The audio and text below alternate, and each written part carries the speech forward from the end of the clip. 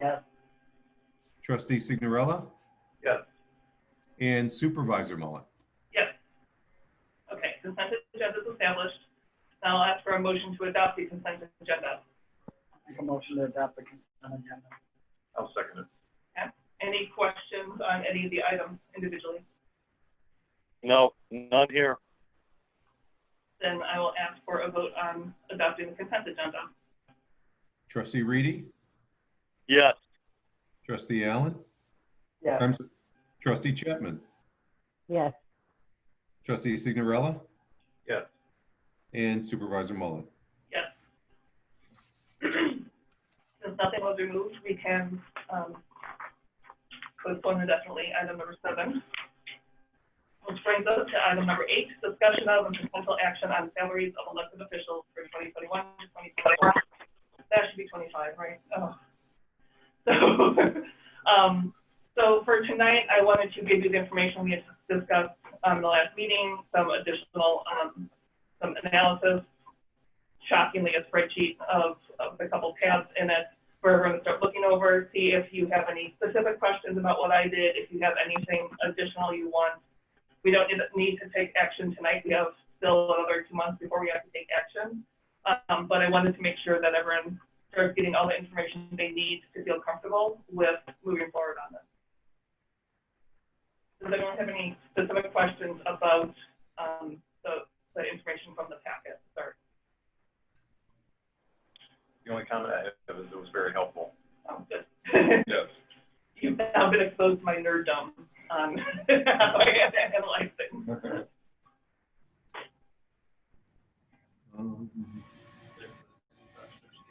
Mary Jo, it's my understanding that the what if proposal is going to be a percentage increase per year as opposed to a flat for the 4 years like we've done in the past?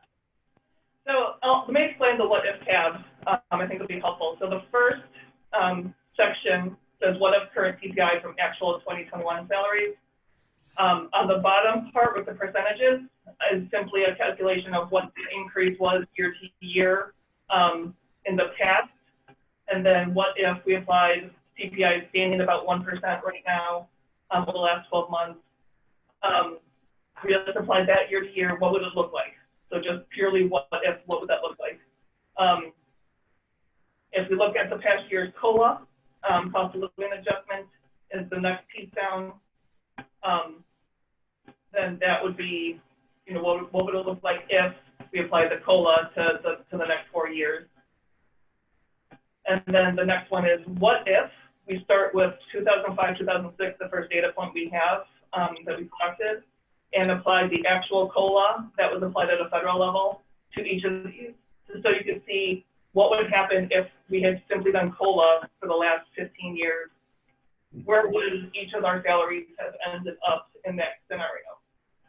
Excuse me. And then the last part where I started talking about recommendations is purely just what if we did 1% and say we start to have a little bit more of a recovery and the CPI is a little better in the last 2 years. So in column G, at that bottom piece, there's an average for over the 4 years. And then next to it is what I'm proposing would be the same for all 4 years, just as we have done it. So my recommendation then is on the very last tab, and it would stay the same year to year, but it's based on kind of an average of what if you increase based on kind of a what if scenario around CPI. The other thing I would say is I made an adjustment in mine after our discussion in the last meeting. I wanted to bring it down a little bit, and use the starting point of where I think it should live right now. And I think the best equivalent to the role of supervisor is looking at a very small nonprofit in terms of the mission, the type of services, the type of oversight, and the work that's done in this office. And we're a fairly small office, where some of the other supervisors have much larger staff that they work with, they oversee when they have like a large senior center associated with them. We're pretty tight and small. So like the best equivalent for me was like a small nonprofit. And the executive director of a small nonprofit is typically between 100 and 120,000 a year, based on just pulling stuff out of LinkedIn and some very general things. I'm sure DuPage Federation's listening. Um, but that's what I use as kind of my, okay, if we stick in the middle of that, half of that, is assuming the supervisor's role is generally a half-time role traditionally, that's what I would say. It seems like a reasonable starting point for a supervisor's role, so it's a little bit lower than what current salary is, and then I escalated based on CPI from there. That was a really long-winded explanation. Did that make sense? It did. Yeah. I also like the fact that with most of them, we don't really move up or surpass another township, Right. so I like that idea. And from preliminary discussions, all the townships are looking at staying the same or a little bit increased. The supervisors very much discussed that they all feel underpaid. So I was like, I was the weirdo in that one thing. I think we maybe are not. But I mean, there's also differences in that one, especially look at Naperville and Wayne are significantly different than from, you know. The Naperville Township used to have a much larger salary, Mary Jo, much larger. And quite frankly, what happened was, as a board was not doing well and about to leave about 8 years ago, if you look at the history, you will see that they drastically cut it. The feeling was at the contested caucus, they basically played stick it to the next guy.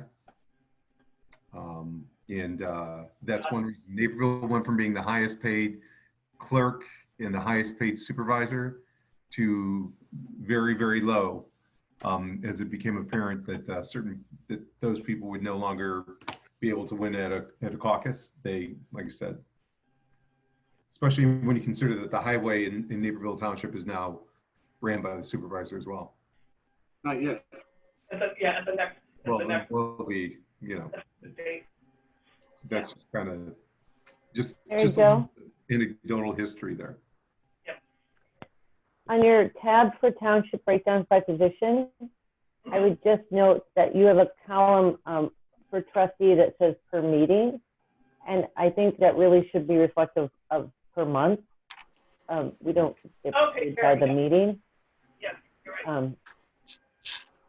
No, I It's mean, just a little misleading because that would seem variable and it's not. The trustees, are a fixed amount.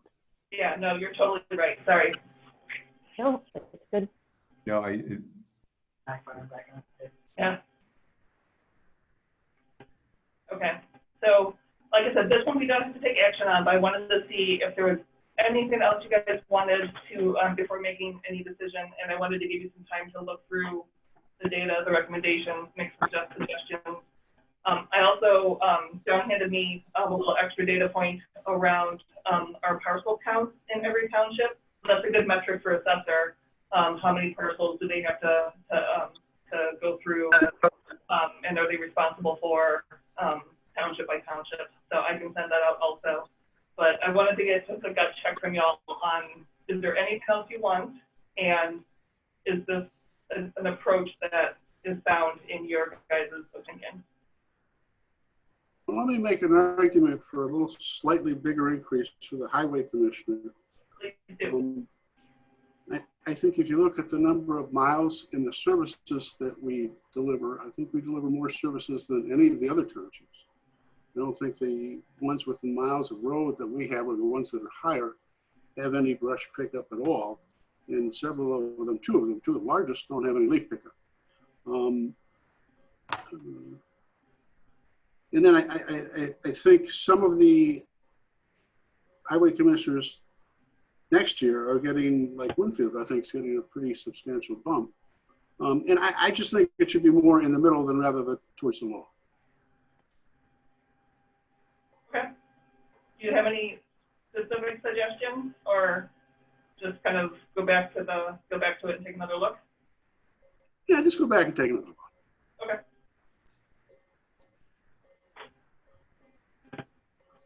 Other discussion?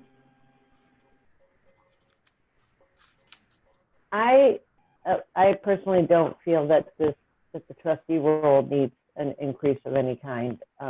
We debated last time of even reducing ours further than what we're currently stands, and I don't know that I see anything or have experienced anything, and I'll leave it to my other trustees.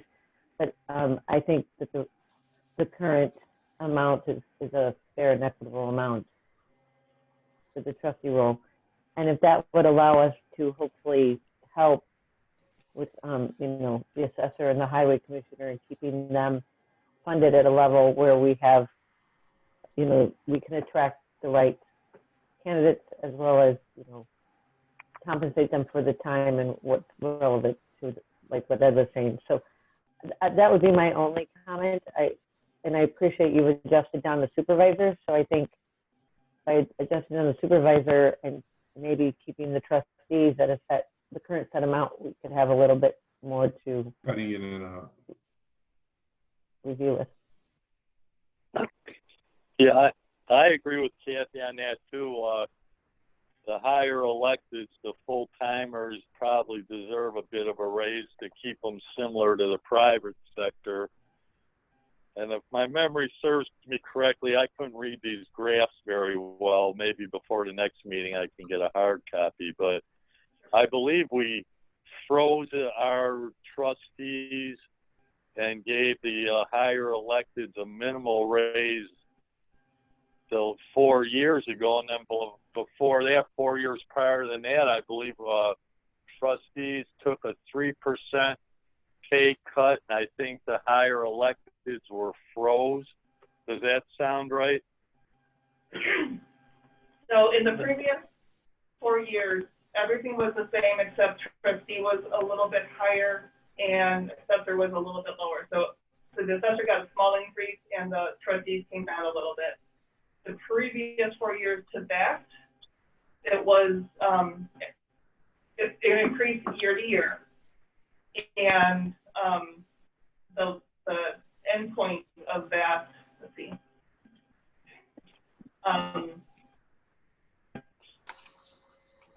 Okay. So based on the last year of those 4 years, all of the salaries came down 3 to 4%. Came down. There was a decrease. About 3%. That's what I thought. Yeah. Across the board. Mary Jo. Yeah. Mary, I'm sorry, I didn't hear earlier. What were you proposing for the supervisor's salary? I was proposing, so right now we're at 61, just over 61, and I'm proposing 57.6. Okay. Okay, very good. Where does that leave the assessor and the highway commissioner and clerk? Is everybody going to get are we looking to do the same percentage on all those offices or no? No. So is for clerk, trustee, assessor, and highway commissioner, I had bumped all of them up 3%. Based on what you and Kathy just said, I'll ask Sean and Tony for their thoughts also. If we take trustee down and hold it steady, I would reallocate the rest of that to assessor and highway commissioner and take another look at both assessor and highway commissioner based on the additional data and comments. So Mary Jo, I also think the clerk can stay too. So again, if we need to, like I said, the full-time guys are, it's important to attract the right people, to be honest, because they're Right. jobs.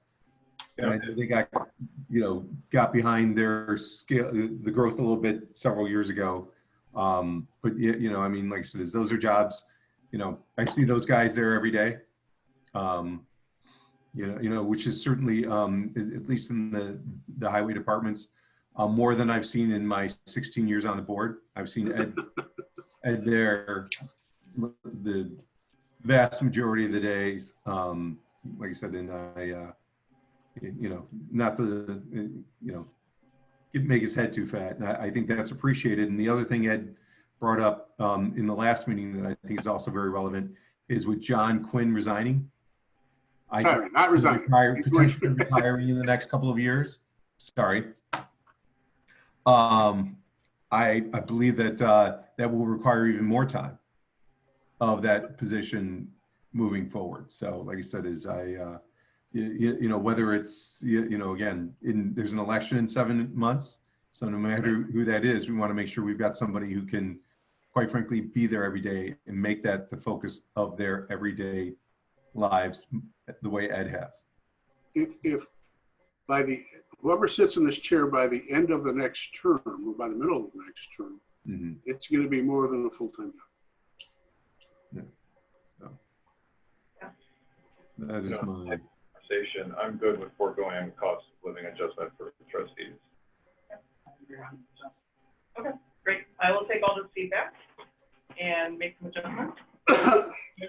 Yeah, I just wanted to, for purposes of describing what the salary history is and for the assessor, and I'm selecting years, but from 2013 to 2021, the aggregate increase 2013 to 2021 was $2,012. Okay, that's 0.22% per year compounded. The proposal that's been brought forth takes that same from 2013 to 2025, and the increase for all the years in aggregate is $5,300, or 4.8%, from 2013 to 2025 for 12 years. That's a stabilized increase of about $400 a year. I'm thinking that what we've done historically is we've looked at what some of the other townships come in at, and we've never been the highest. You notice that. My understanding is there's going to be some changes on some of these assessor salaries. Now, whether that it's talk or it comes through, but my thought is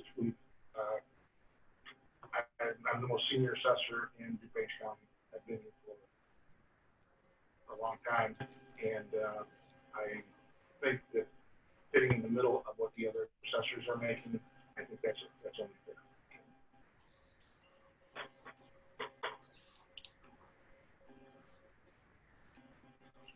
Do you know, has anyone else approved theirs yet? They're bringing them, but I don't think anyone has approved yet. Do you know? My understanding is they're going to be between next week. We should have some coming through. Okay. That would be helpful to understand then too. And actually, my understanding is the two that are coming through are probably the two most similar as far as parcel count. Okay. Okay. Any other comments?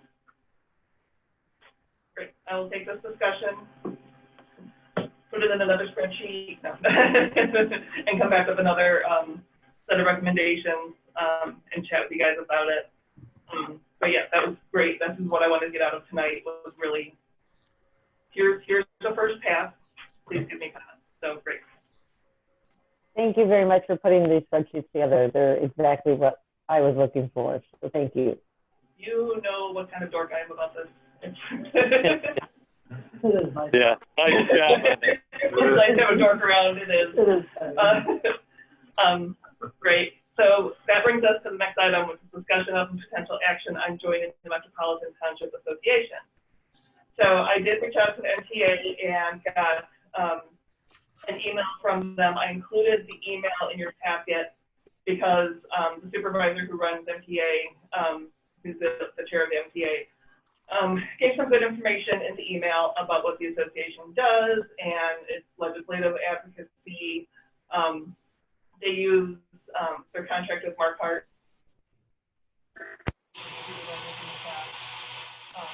And they quarterly meetings with representatives from the township and kind of gives a broad overview of what MTA is. The second item was the youth justice of the town. And then your board second item, what that would equate to. Did that go? That's still running. Okay.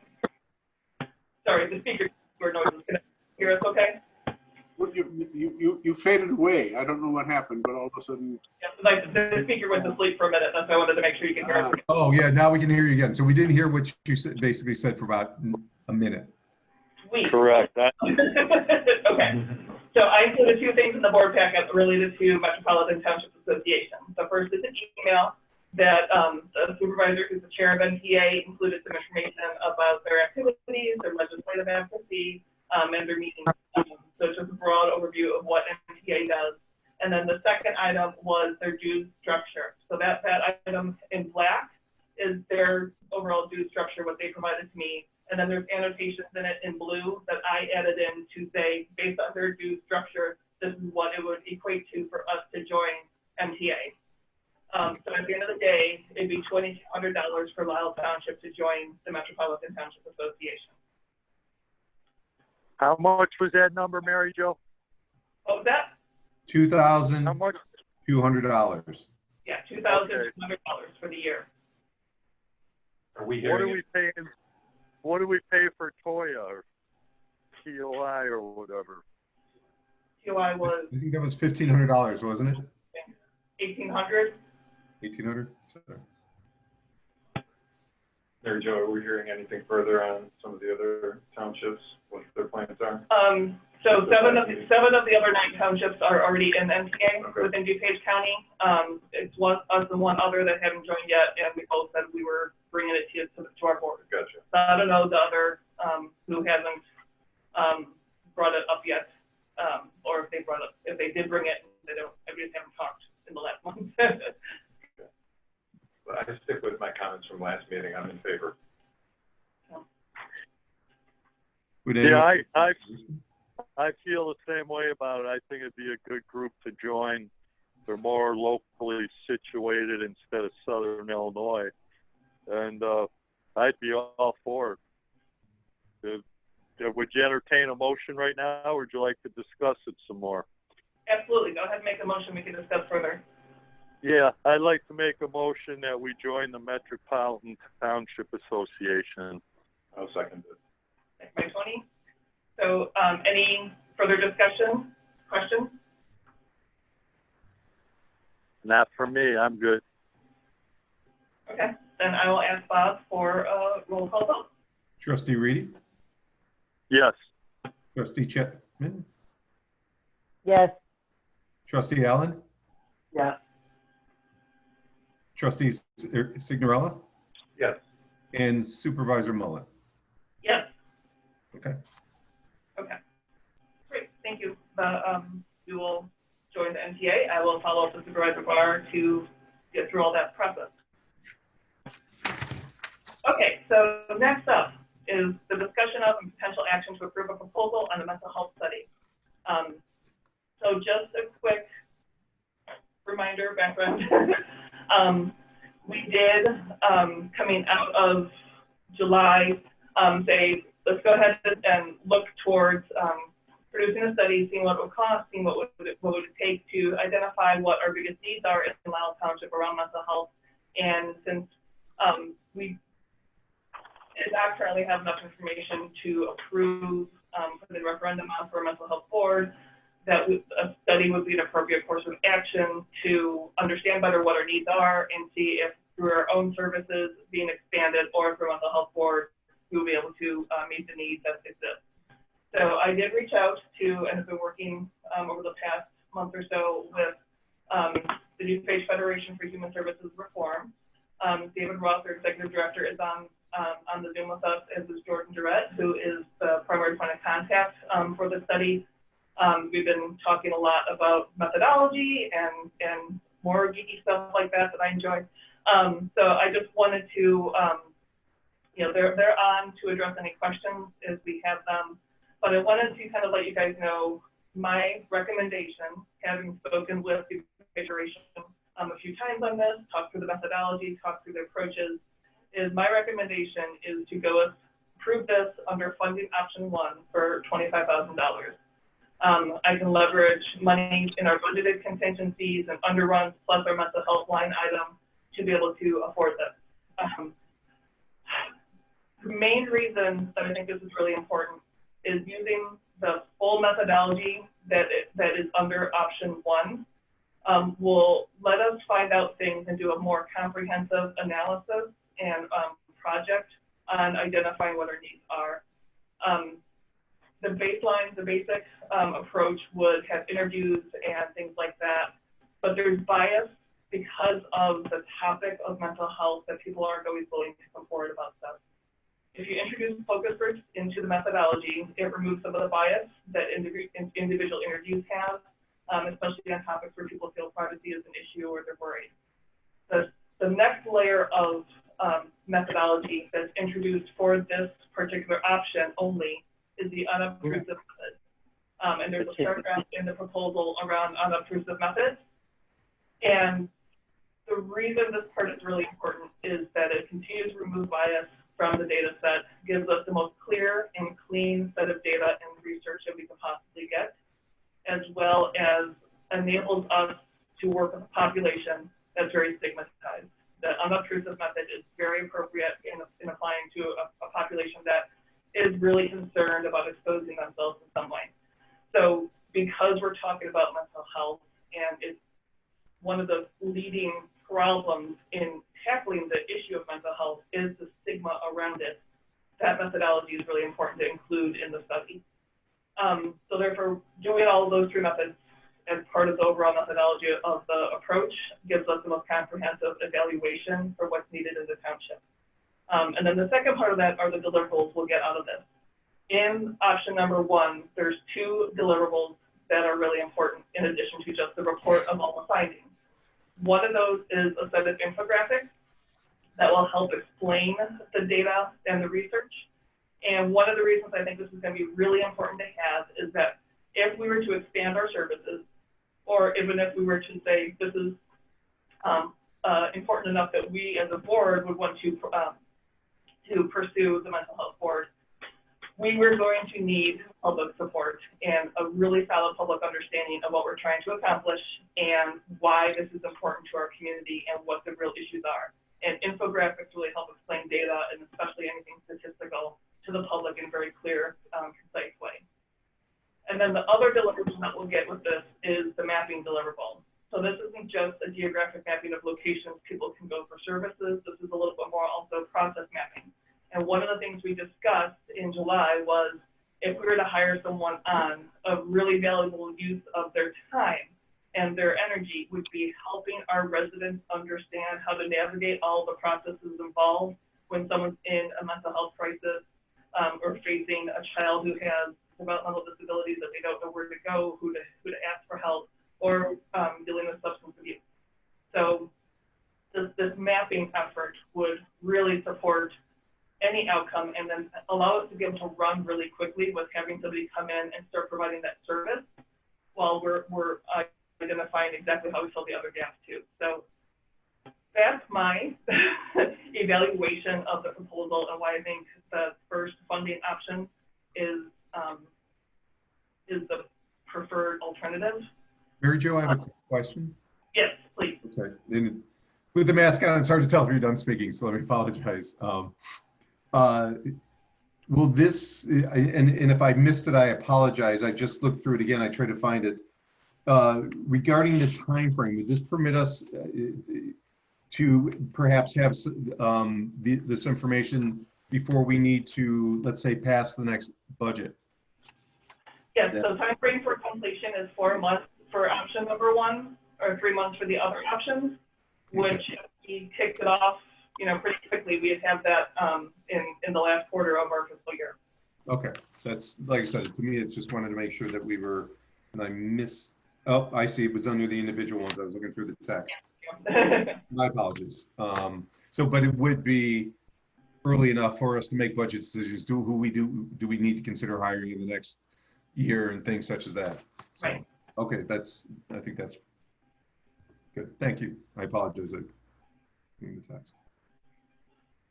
Does anyone have any questions in general, or especially since Jordan and David are on, about the approach, about the proposal itself? Well, Mary Jo, so I'm clear on this. So at the $25,000 figure, that is just for a study, correct? Yes. That's a comprehensive study research project that will give us all the needs and the gaps and some recommendations for how to proceed.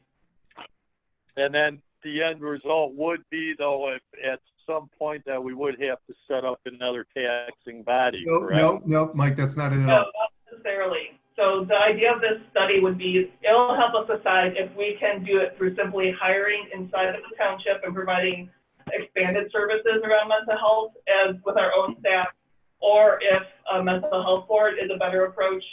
The outcome of this study will help us determine how to best meet the need. And that can be done however we as a board decide it's appropriate to act upon. Okay, okay, I understand that. Very good. Thank you. You bet. I'm not clear on the unobtrusive methods. What exactly is that? Sure. Mary Jo, would you like me to take that?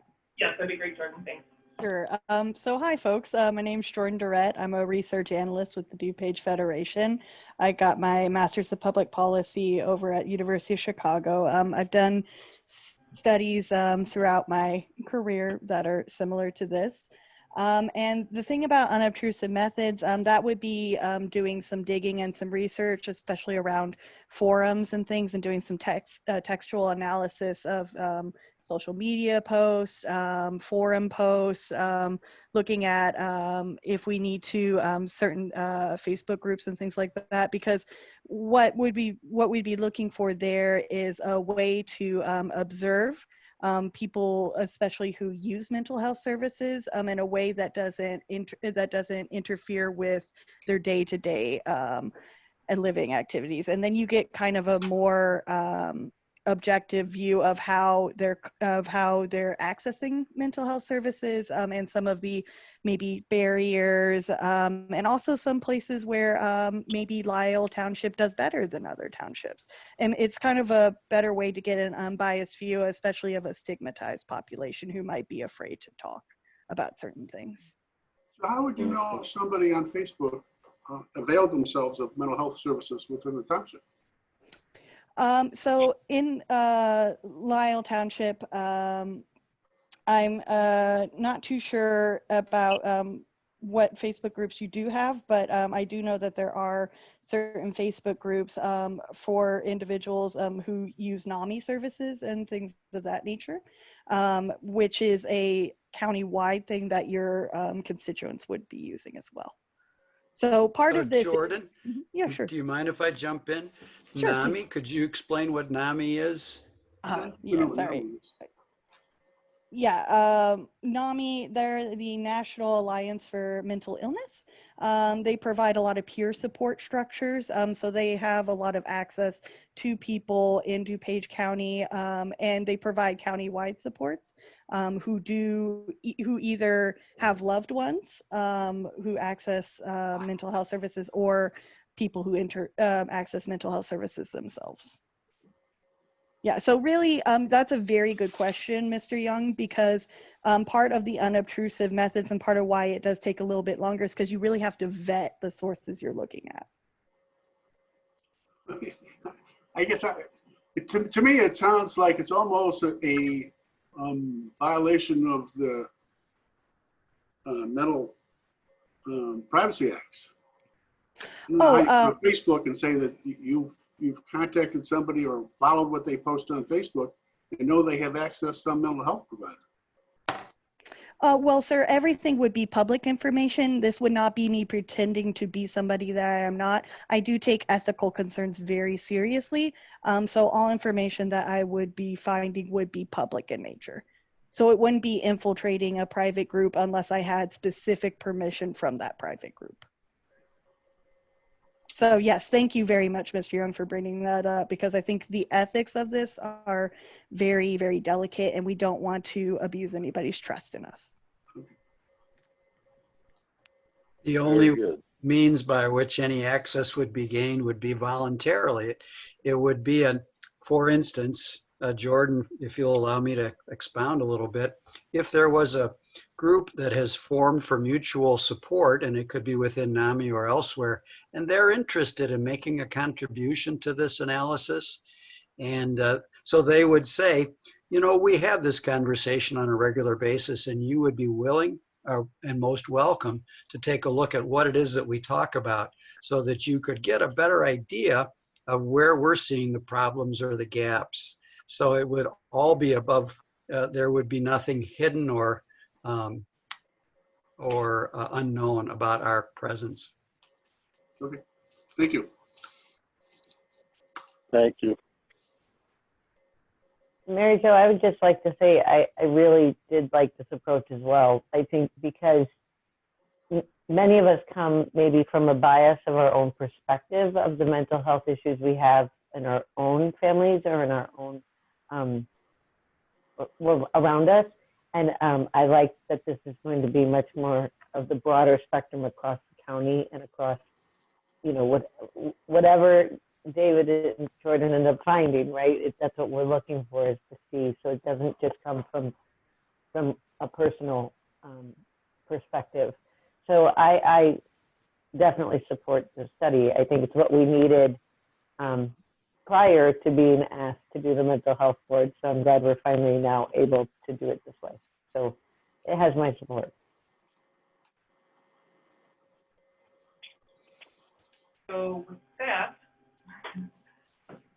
I'll make the motion, since this has been my champion effort, to approve the proposal mental health study for alternative 1, funding at $25,000. I'll second that. I'll second that. Oh, I think Trustee Allen got you first. Oh, Trustee Allen. Sorry, Ken. Is there any It's further okay. discussion? I'm happy to see it too, no problem. Is there any further discussion on alternative 1 specifically? Then I will ask Bob for roll call vote. Trustee Reedy, Yes. Trustee Chapman, Yes, Trustee Allen, Yes. Trustee Signorella, Yes. and Supervisor Muller. Yes. Thank you, guys. Approve the proposal on the health study. We will go with option 1, and David and Jordan, I will follow up with you soon. Thanks so much. Yeah, thank you. Good And to thank again, you for joining us. yeah, and thank Have a you nice again, day. Mr. Young. Thank you. Thank you for your time. Yeah, thank you. It's a good call. Be safe. All right. That brings us to item 11. I'm tired. Discussion of potential action on Election Day holiday. So this arose because this year, the state legislature took action to make 2020's Election Day a holiday, and mandated that all local governments follow suit. And it was very clearly stated for schools and not very clearly stated for every other body of government at a local level. So after conferring with Carrie Lynn, she does feel that the current legislation does mandate that we are consider this a holiday. And if we would like this to be a paid holiday, we need to take action and put a policy in place for this year. So in your board packet, you got a very brief policy enacting that we will be closed and establish this in accordance with the state law as a public holiday, and that it will be a paid holiday for staff. And Ed, I think you'll have to follow suit on something just to make it official on your side too. Well, I may make it a holiday, but I don't have to make it a paid holiday. You know, but And this is only for this year too. this is only for this year. It's specifically wrote it to be for 2020 only, because the law only applies to this election day. And I What think is it's COVID. What is the penalty if we don't do it? Somebody Good question. with a bat shows up at my house, and I don't know. I wouldn't say that there was a fine installed, but we've actually talked about this in the governmental meeting, and we're all going through debating this and figuring out, and everyone has talked about closing and treating this as a holiday. Especially with the same group men basically pushed vote by mail and everything else out as well. It just seems, Yeah, really. yeah, you know, but I mean, if we have to, we have to, but like I said, it's just one of those. So that is your decision on what you wanted to do, but I wanted to, this was beyond the control of anyone who works here, and I don't want to punish our staff for It's an unfounded mandate, but. beyond our control. Mhm. Is there a motion to approve the policy for the 2020 Election Day holiday? I'll make a motion to approve. Motion by Sean. Is there a second? I'll second that. Okay. All right. Any further discussion on the policy? Hearing none, then I will ask for roll call vote. Trustee Reedy, Yes. Trustee Chapman, Yes. Trustee Allen, Yes. Trustee Signorella, Yes. and Supervisor Mullen. Yes. All right, so policy is approved. The last potential action for the evening, and there's a few more items, is around managed print contract. So we were approached a while back, it's been like a year and a half, I think. Impact came to us and said, we can provide you printing services. You have an old copier, your contract's coming to an end in a year. We can do this as a managed print solution rather than pay for each copier, pay for the ink, pay for all of it separately.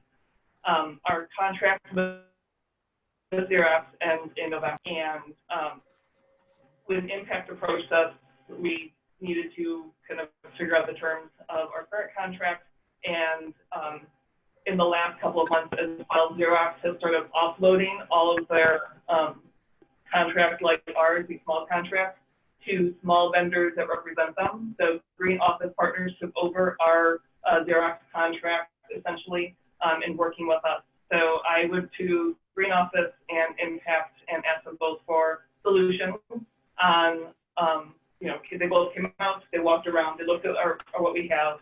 Currently, what you'll see in the information I sent out, we spend, this is an estimate of $612 a month on our printing services because we have standalone inkjet printers in several offices and ink is expensive. So having the separate standalone ink around the office costs us a little bit more money than we need to be paying. They both came with slightly different solutions. So then I pushed back to each of them, okay, something similar. I need to be able to compare apples to apples. So that's why what I sent last night, I apologize, it was late in the process, there's 4 options. One that is all color, Xerox copier in a reception area plus color, replacing everyone who has replacing desktops in the office, desktop printers with a color machine. The second option is a color standalone copier in the reception area and black and white machines on the desktops. The third option is we centralize everything. Nobody has a printer on their desktop, on their desk anymore. Everything is centralized. Everyone prints to that main color copier. And the fourth option is only Impact offers this separately, is to keep one black and white, and that's actually the existing HP product we have right now in Bill's office. So he can use that for checks. We would keep that, but they would provide the service and support on it alone, plus the main color copier that's centralized for everyone else. So those are the options that were offered by Impact and Green Office that I kind of made sure that we had the same information that goes up into it. They both came in originally with slightly different assumptions around how many prints we make in black and white, how many prints we make in color, and I made sure those were the same in the final comparison you have. And then there's 2 pages in one is a comparison spreadsheet I sent. The one was the monthly cost. The other is just what the hardware is and what they were offering. So they do have fairly similar specs on them. The Impact machines actually were a little speedier and a little better in terms of what we need. We don't really need a whole lot in our office. We need a stapler finisher, and that's about it. We don't really have some wild amount of finishing. We don't do a lot of, binding and special things like that. So we could be pretty simple and straightforward with what we require in our office. So I know you didn't have a lot of time to look at it. So like I said, we could take action in October, which would still give us plenty of time to transition, but into the next contract in November. I just wanted to make sure that we had these 2 months to be able to look at it, and if anyone had any questions, had anything this month that they wanted me to go back and take care of or look at or ask questions about, that we have that time in place. So Mary Jo, I know that Bill has a printer in his office. I believe Jim has one in his office primarily that he uses as a scanner. I haven't seen him print much from that. Yeah, it has been super functional in terms of printing. Right, it's more of a scanner. And does Laura have one in her office? Laura and Sarah both have one. Laura's had one for a little while. Sarah's is the newest of all of them. And so one of the advantages of them having a printer and scanner in their office Right, is, see with right. So if Sarah's with a client, print a treatment plan and hand it to them without leaving them alone in the office. Laura working with a client in financial assistance, there's private information. Yes. So her having it on her desk avoids a printout coming at the main area. They may have some private information on it. Right, and then So that we can manage that, and that simply everyone gets a code, and it prints on demand. So you send it from your computer, you walk in, and it won't print it until you type in your code while you're standing there, so that no one else can accidentally pick up your printout. I mean, that's just one way it can be managed in a centralized way and continue to have privacy over information and things like that. so we have that. Actually, I have that in my new office, and it does work okay. But I'll go back to what I'm saying. What I was going to say, and that is, I think we need to, particularly in these, Bill is doing financial things and checks. I believe he would need to keep one. And I do believe, because both Sarah and Laura have clients in their office often when they're printing, I do believe that it makes sense to give them the ability to do it. Plus, the centralized copier doesn't provide for, let's say, when there's an issue with that particular unit and people are there, how do they print? They're pulling those things out. So, as the clerk, I'd like to say to the trustees, I don't think the completely centralized version works because of I'll say the business we're in, but because of the operations we take. But I don't know that people need color at their desktop. So when I look at the impact and I look at and again, someone can tell me I'm wrong. So I look at the impact number at the 428, and I think that might be good for what we need. Now, I don't know if as long as that one allows for the fact, let's say Laura's copying driver's license and things such as that, and she needs the color in that way, if she can scan them on her, if those still have scanners in there capable of color, even if they're only going to print black and white, I don't know. Or if they're just she scans it, it goes into the software now. She can just kind of pull in the scan into the GA software. Right. So it does print out some of it for the record, but I don't think that's important for her to have a color print of it. I don't think I actually see her usually print it in color. No. Like I said, I just didn't know if she could scan color in her office with those. She's got a little scanner for those little things like that now. Okay. Very good. All right. The most need for color printer, is it, Bill? I don't really need a color printer, No? but Yeah. we do need, obviously, the main computer has to be Right. color. We get passports and things like that. Those have to be, the copies have to be done in color. I need black and white, and I need to be able to run checks and not have to put checks in the machine and somebody prints on them. Right. Run back and forth, yeah. So then to what Bob was saying, it sounds like maybe a centralized color and then black and white on the desk.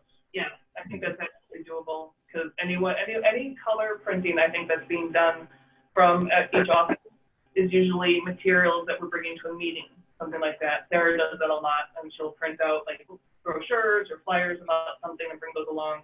And that's very simple to do here at the main printer. The one thing I was going to ask as well, I'm not familiar with these two companies at all, and I was going to try to do some searches and reviews on them, but I couldn't find anything. So you'll see impact cards everywhere you go now. Okay. Yeah, it's one of those things that once you hear the name, that like I see them on the highway all the time. These little tiny cards that have impact on them. It's hilarious. Okay. Well, and I think having access to that color copier does keep our outsourced printing costs down. So, there's definitely, the office has always been very good at kind of keeping that cost balance for outsourced printing versus in-office printing. And I personally was leaning towards the impact, and then to me, it's whatever you guys, kind of decide your needs. That's how you guys do business. But the other component I liked about impact and what potentially potentially could be down the road for you is more of a managed services for network support and things like that. We've talked about that a couple times, you know, to the future. And the first step to that is usually finding your print carrier first. So whichever, you know, company you feel more confident in. Impact obviously came across as cheaper in the long run, even for their most expensive option, which is what sounds like will support your office. So I'm happy to wait till next month to finalize this if you would like, but yeah, I don't think we need to go out for more quotes. I'm totally good with doing this tonight. I just want to make sure you all felt like you had time to look at it and feel comfortable with it. We often accidentally print in color. Yes. There's just an email that's in blue, Yep. and that's a color copy. And it costs more. It costs. It's frustrating. And as far as impact, we're aware of impact very well. We have other contacts that use impact as well. And our current IT support person, Jim Allen, has a relationship with Impact and knows who they are and has good things to say about them. And to Kathy's point, someday Jim's going to retire. And to be able to have a group that we're already familiar with, already have business with, who can help support us in an IT function would be really beneficial. So long-term, Impact does have that advantage as well. So as the clerk and, you know, having some things with paperwork and, like I said, watching the operations, when I'm there, I would mention the trustees that if you look at the impact printing solutions on a monthly pricing comparison spreadsheet, my thought would be is the second column, which still affords us about $190 a month in savings. I'm sorry, about 180. 184.75. 180, yes, in savings.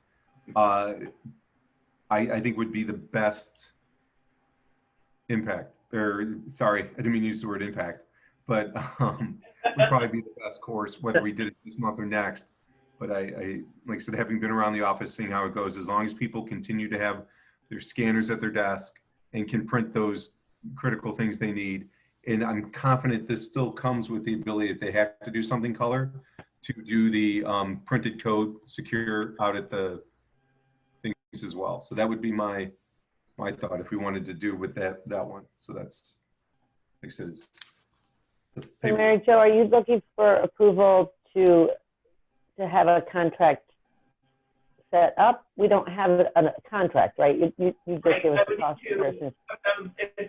If we have action tonight, it would be to approve the, or to move forward with negotiating with Impact on the color copier or black and white desktop solution. And then I'll get terms and conditions from them, a full contract, have that reviewed, and we can do the final on that from there. Then I guess I will wait to see if any of the board members would like to wait till next month. I'm comfortable either way. I'm comfortable as well, if you wanted a motion. Sure. Yeah. Does Kathy want to do a motion, or I can do it, Kathy, it's fine. Go for it, Tony. I'll move that we explore the Impact color copier and black and white desktops solution and to begin negotiations with them. Do a second? I'll second that. Second. Okay. Oh, everybody's seconding. We're all good. You're good. There's been extensive discussion. Is there anything else before we go to vote? Great, then I'll turn over to Bob for roll call vote. Trustee Reedy? Yes. Trustee Chapman? Yes. Trustee Allen? Yes. Trustee Signorella? Yes. Supervisor Mullen? Yes, great. I will proceed with talking to Impact about sorry, the color copier and black and white desktop solution, and we'll start working on the contract. Next up is discussion of township insurance contract process. So starting next month, we typically will get the information on the cost proposals for both health insurance as well as the township liability insurance. We have 2 years ago, I just blanked on what they were called. What was the insurance company that Valentine was looking for? Oh, we had another insurance company approach us and say that they could bring us a solution for our liability insurance. And we went through a pretty long process with them and with Conner and Gallagher, and ultimately stuck with Conner and Gallagher as they have access to a wide variety of insurance companies, and you know, they're a good friend of the township as well, which is very valuable, that relationship. So we always had outstanding service from Conner and Gallagher, and they have access to a variety of plans.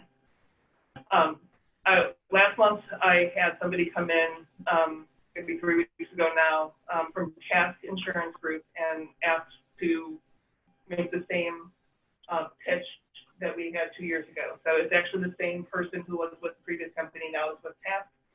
He and someone came into our office and said, hey, we can do this for you.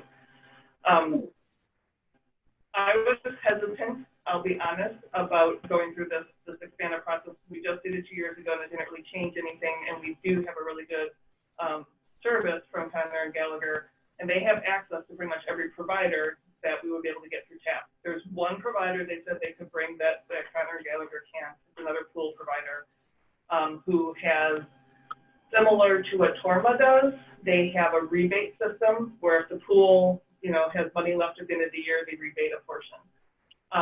So that's the one difference that they bring that we didn't have 2 years ago. My hesitation and just outright saying, sure, bring it, is I wanted to talk to you all because we went through this long process once before. There wasn't a lot of change in the end. And my biggest hesitation is we're ending a 4-year cycle, and we're about to launch into a next administration, right? There's an election coming up, and then, you know, part of me wants to say, let the next board be responsible for this and make the decision rather than we make the decision for the next 4 years or for the next several years. Granted, it's a 1-year thing, but if this is not a good long-term solution for the next board, then I feel really accountable for making that decision for them. On the flip side, we're the board here, and it's our job to make decisions. So I kind of wanted to get your guys' thoughts on that. I'm happy to go through the process with them. We'll just have to start figuring out who has access to which pools and who is allowed to get quotes from different insurance providers. But I just wanted to see what you guys thought about going through the longer process on the liability side of things. Well, I'm not sure. I'd like to chime in on that. I'm very happy with Conner and Gallagher. They're local. Unless these other guys can bring up a considerable savings, I don't think it's worth wasting the time on it. We just went through it, like you said, 2 years ago. But that's just my opinion. I'm happy with the people we have.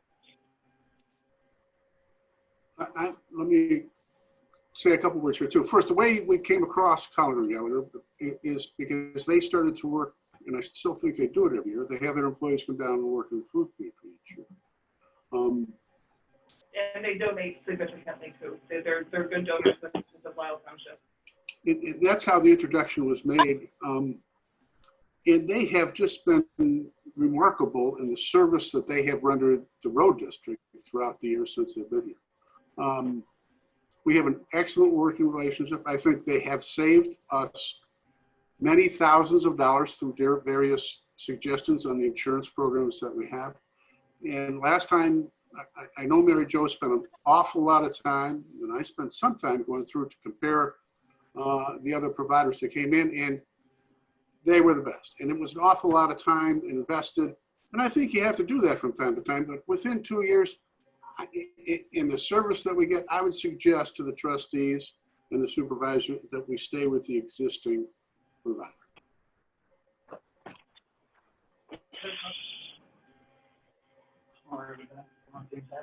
Yeah.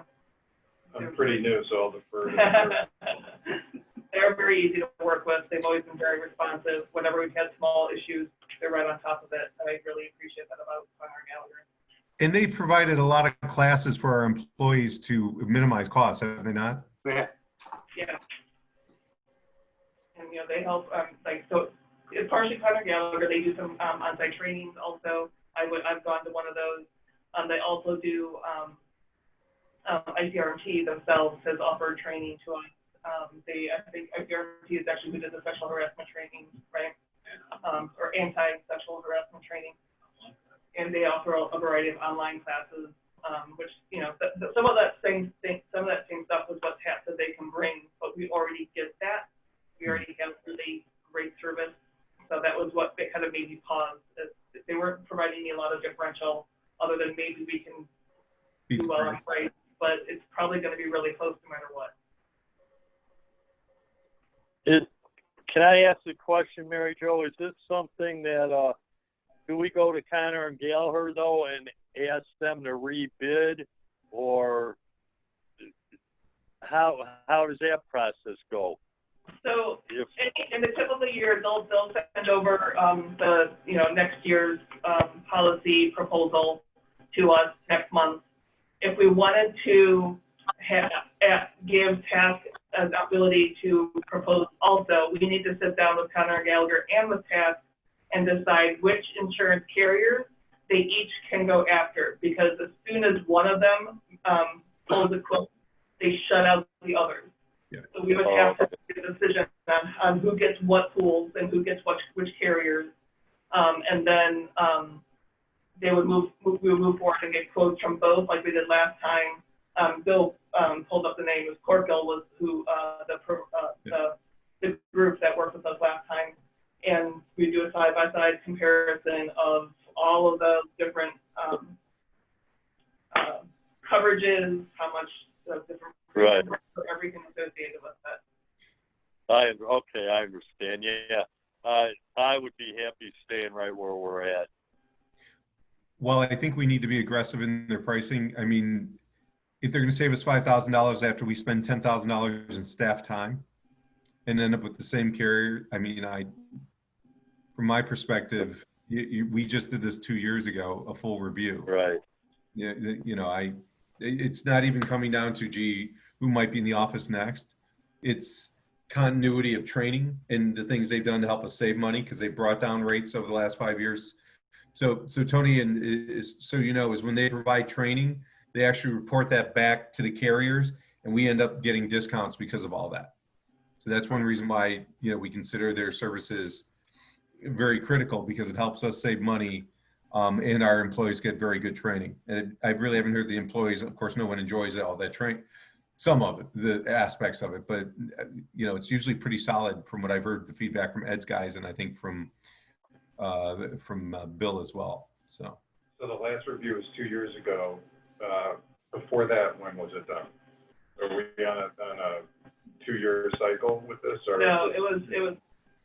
Boy, I want to think it was probably 4 or 5. Yeah. Again, we always mention the Conner and Gallagher. We're always very aggressive, Tony. Yeah. But hey, other people are coming to us and asking, and they're always they're very responsive, and go out and really try to get us good rates. And then, as I said, they've helped us bring down our rates through employee training. And Bill's recalling that it was about 4 years before that Conner and Gallagher came on board, because Esther Hayes had both health and liability split off that time. Mary Jo, I don't see any prevailing reason why we need to go back out for the full review this short into a cycle. I think 4 years is a much more reasonable cycle to do extensive review to that end. If you feel like it would be worth the time and effort, then I would support you, but I don't feel the necessity for that. Okay, that makes me feel much better. I'll work with this, just because I didn't want it to be purely my hesitancy and have everyone be like, what are you thinking? So I appreciate the discussion a lot, guys. From here, let's move into reports of elected officials. I'm going to look at John first, because he's over here. John's done. That's not fair. And what do you have for this month? All the summer type projects are complete. The paving is complete. The concrete curb and gutters are complete, and the sidewalk program is complete. it went pretty well. You always have some anomalies that you encounter. We've encountered them, but it's done.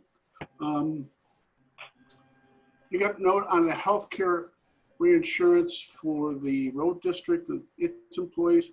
We're looking at a 3% decrease, which is kind of nice. Good. Yeah. Yeah.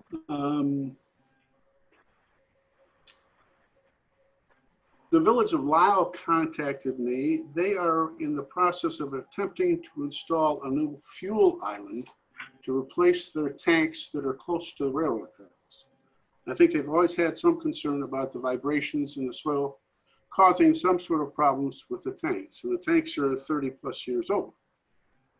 So they were interested in whether we would want to partake in looking at a joint service arrangement with them. And then I looked at our age of our tanks, and they're older than the Village of Lisle's. So I think we're going to explore that.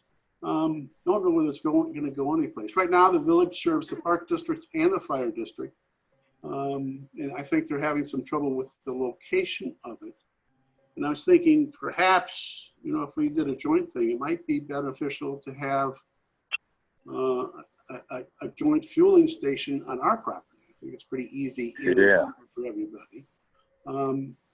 So that was just my knee-jerk reaction from a couple days emails that I've got back and forth with those folks, and I want to keep you appraised of that. If we just continued on our own, I think replacing the tanks, it's an expense, but I don't think it's that major an expense. You can go in as long as there's no damage, and you can pull them out and put new ones in. I think it's not that expensive. Because although our tanks are old, they're fiberglass, they have put all sorts of double walls around them and done all sorts of control measures with respect to leak detection systems, pressure detection systems, and alarms throughout 24 hours. So it's unlikely that anything would ever happen that would be catastrophic, but sooner or later they're going to have to be replaced, probably sooner. What else do we? Oh, I did send all of you, the trustees and the supervisor, I think the clerk as well, the assessor, an analysis of financial disbursements over the last 5 years. I hope that gave you some comfort with respect to the problems being encountered over in Bloomingdale Township. And if you need any additional information or have any concerns about any disbursements by the road district, please call. And that's all I have. Hey, Ed. Yeah. Ed, did you get any feedback from the county on that house on Maple Avenue? I did. And I meant to call you, Michael, and I apologize for not getting back to you. They wrote them up, I want to say, right after we called them, and that they were going to meet with the homeowners because they haven't done anything with respect to the deterioration in the backyard, and they were going to start legal proceedings if they didn't get started on it. Good. All right. Thanks a lot on that, Ed. Yeah, it takes a long process to do it. For the trustees' information, there's a house that faces Maple, and it's just east of 53. It's an older house, and there's backyard that has, the siding has fallen off many areas of it.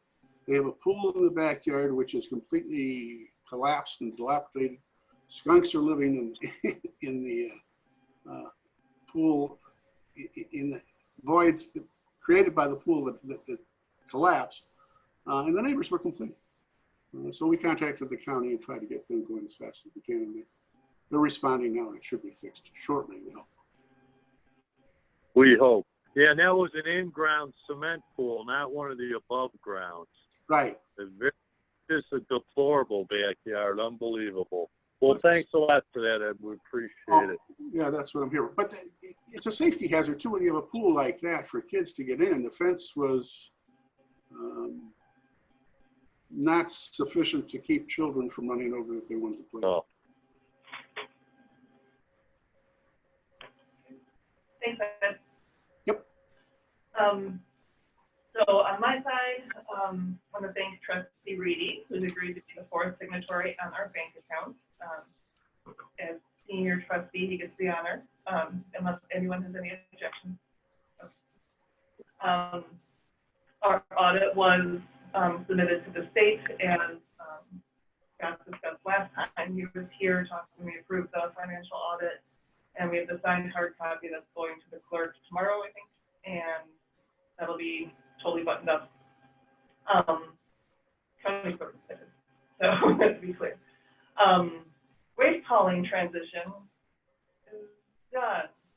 Knocking on wood, she says. Everything is cleared out of the parking lot. We've transitioned to stickers. We just, completed the buyback, and Republic bought back the stickers that we had. So that whole process is now complete. We had one small stumble on communication around Labor Day. I don't know if anyone saw. We had communicated. I got a text from LRS saying that they could hold everything the same day as normal for Labor Day week, and then I got a text Tuesday saying, so somebody forgot to tell me that they were changing it. So we had a last minute scramble to try and communicate that there was a change in the day of pickup this week. So, but I was assured by Katie that she adequately admonished people on my behalf. So excited to have that transition over. The senior meal distribution with the DuPage County Senior Citizens Council was rescheduled for September 15th. There was another miscommunication where we didn't get the advertising materials. So we rescheduled, and it'll be next Tuesday. We have about 25 seniors signed up so far.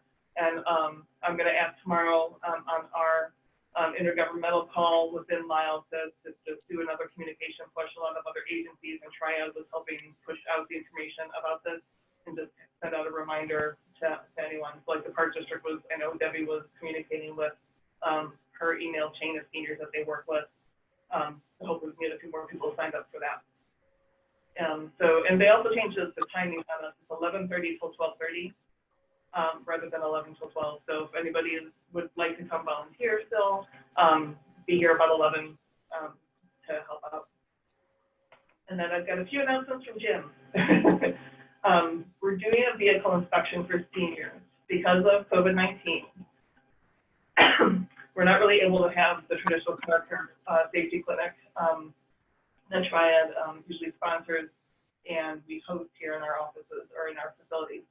So the committee around the car care clinic, which is Debbie Brand from Lisle Park District and our own Jim Bondren, arranged that seniors have their vehicles inspected free of charge at Craig's Auto Service Center. So Craig's is also who does all of our honors and vouchers for financial assistance and things like that. Sorry, who is that, Mary Jo? What's the name of the organization? Craig's Auto Service Center, Craig's BP, the BP over on Warrenville and 53. Okay. 88, the entrance rate. Yeah. So same Craig, who got a little award from us in early 2017. Just a thank you, because Craig Briel, the owner of the BP station and Auto Service Center, has been the only gas station that continues to honor our vouchers and not and help people who are in need. So anyone who attended any of the last 4 events that we have typically hosted have been sent postcards to let them know about the inspections and make appointments between now and October. So that will be ongoing. Healthy, Wealthy, and Wise has always been a really big Triad event, and usually 200 to 300 attendees inside the Naperville Municipal Center Council Chambers, but because of the pandemic, it's going to Zoom. So it's going to be on Friday, September 18th. A mailing of the event was mailed to about 300 previous attendees and that's from one of the Healthy, Wealthy, Wise committee members. So still happening, just a very different environment for our seniors who typically participate in it. And then last meeting, I had mentioned that we were, Triad was hosting car bingo, and that went off a few weeks ago and was a big success. They had about 30 cars come. Many had multiple people inside of the car, and they had a choice of either remaining in their car and playing bingo or sitting in chairs in the shady areas outside. But the event committee for Triad has decided to do another one of these sessions on October 2nd in the parking lot of the Joe Kendall VFW in Naperville. So I did hear from other sources too, so that was a really good event, and seniors were happy to get out and still be able to play their bingo in the new environment. So the last thing I have is our flu shot that we offer to our clients and to our staff will be October 7th here in our office. So if anybody needs one, you can come on in here, no problem. Bring your insurance card is the one thing, correct? And we'll get you taken care of. That's all I have. This brings us to other bit. Wait, are you holding that up, Bob, or is that? One page. I had to go to the side in the end, but still got it on one side. I'm just going to start writing this up and send it to you ahead of time. So, I get enough, so we're getting it. So. And I talk fast, so it doesn't help you at all. That brings us to other business. Does anyone have any other business for the board? None here. Seeing lots of head shakes, I will say, let's move on to audit of expenditures. Is there a motion to go to audit? I'll make a motion to go to audit. I'll second. Any discussion on going to audit? Didn't think so. All right, Bob, go ahead and do roll call vote, please. Trustee Reedy? Yes. Trustee Chapman? Yes. Trustee Allen? Yes. Trustee Signorella? Yes. Supervisor Mullen? Yes. Is there a motion to approve the audit? I'll make a motion to approve the audit. I'll second. Any questions on the audit itself? Okay. Yeah. Any issues, Sean? I can't see your face. Any What's that? issues with the audit today? No. No. Everything was good. No. Everything was good? Okay. Thank you. With that, I'll ask for roll call vote again. Well, you know what? I didn't hear completely. Was that Sean who first and then Anthony who seconded it? Correct. Okay, that's what I thought. Move to adjourn. No, well, not Reedy. I didn't get the roll. Almost. Okay, but here, I'm sorry. it's your turn to speak now, yes? Yes. Okay, Trustee Chapman, Yes. Trustee Allen, Yes. Trustee Signorella, Yes. and Supervisor Mullen. Yes, there's no need for executive session. So, Mr. Trustee Reedy, what do you have to say? I move to adjourn all. Thank you. Is there a I'll second? second that. All right. All in favor, say aye. Aye. Aye. Good night, everybody.